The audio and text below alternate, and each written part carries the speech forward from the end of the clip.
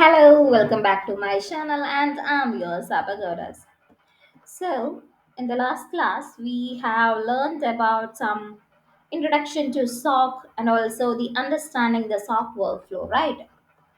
And today we are going to learn about cyber threat intelligence. Before starting class, if you are new to this channel, please don't forget to subscribe my channel and also enable the notification bell. And if your friends are interested in learning new technologies in cybersecurity and also as well as in development, please share my channel. I'm providing complete free training in Python, software testing, both manual and automation, React, Java, and a Dart language, and also cybersecurity. Mainly I'm focusing in cybersecurity, so most of the videos are for cybersecurity as well. Okay, and in the last video, I have mentioned that I have a doubt whether I need to change my YouTube channel into Dr. Nimsha Davies, or should I keep this same handle, cyber goddess. And a few students texted me on my WhatsApp number and also as well as the LinkedIn to not to change my handle, and please keep this handle, it suits you. I'm so happy for that. So I'm not changing my handle. This will be my handle on YouTube, and Dr. Nimsha Davis will be on my other social medias. Okay, so let's start our session. Okay, good. And second, press it. So today will be a day three of SOC Analyst crash course, and we are diving into the world of cyber threat intelligence. So, what exactly is cyber threat intelligence? Well, think of it as an information that help us understand and anticipate potential cyber threats. It's like having a radar that's the digital landscape for signs of danger.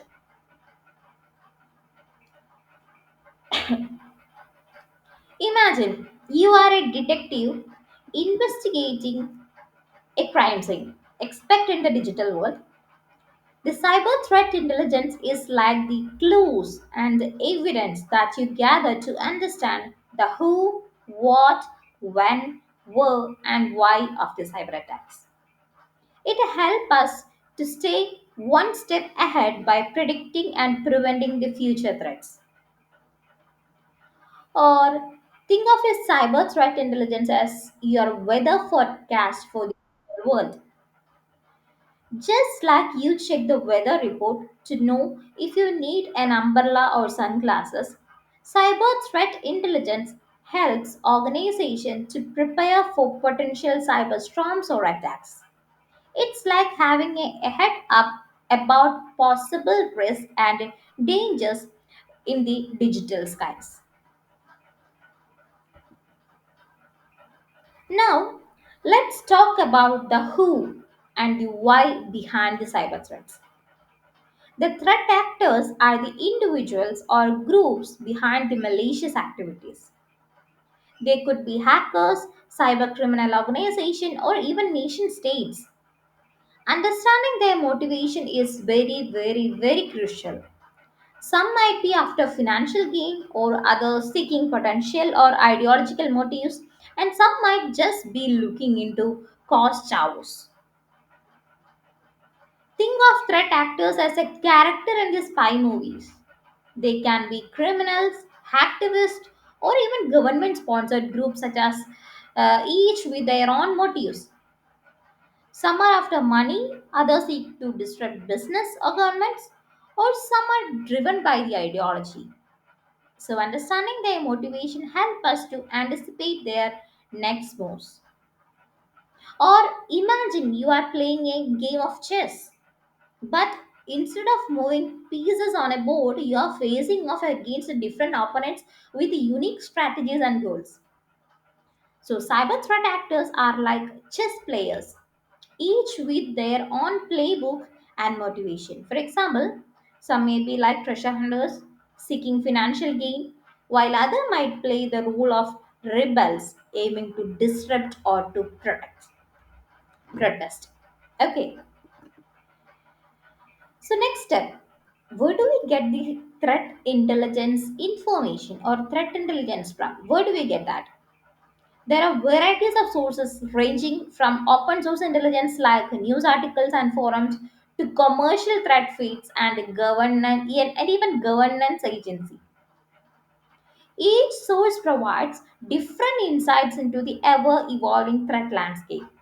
As an analyst, we need to gather, analyze, and correlate this information to paint a clear picture of potential threats. Imagine you are piecing together a puzzle, but instead of a picture, it's a map of potential threat.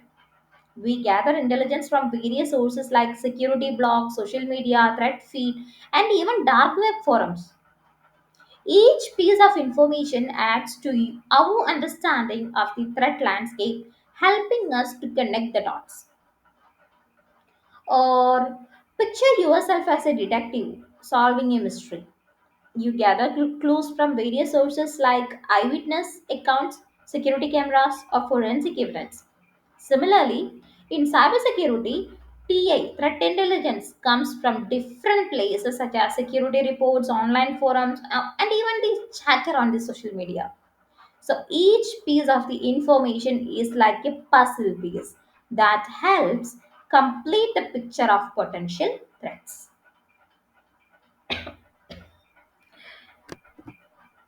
Finally, let's discuss how we make sense of all this data. TA analysis involves several techniques such as indicator analysis, where we look for specific signs of compromise like IP address or malware signature. We also use behavior analysis to understand the pattern of malicious activity. Additionally, we conduct attribution analysis to identify the likely origin of the attack. Or now let's put on our detective hat again. Analyzing TI involves looking for patterns, anomalies, and clues within the data.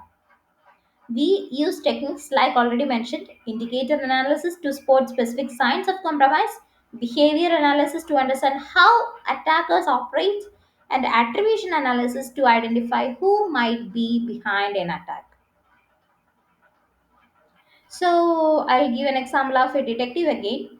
Consider yourself as a detective analyzing the clues from a crime scene. You look for fingerprint, footprint, and other evidence to piece together what happened, right? Similarly, in cybersecurity, analysts use techniques like tracking footprints to indicate that the indicator of the compromise and observing the suspicious behavior pattern and trying to uncover the identity or the attribution of the attacker. It's like connecting the dots in the digital detective stories. So, I hope you understood the concept of the complex world of cyber threat intelligence and the importance in keeping our digital world safe. And that's all for this video. I hope you understood what I mentioned in this video. And if you are new to this channel, please don't forget to subscribe this and also enable the notification bell. If you have any doubts or if you are looking for a training, you can ping me on my social medias like Instagram, Twitter, or LinkedIn.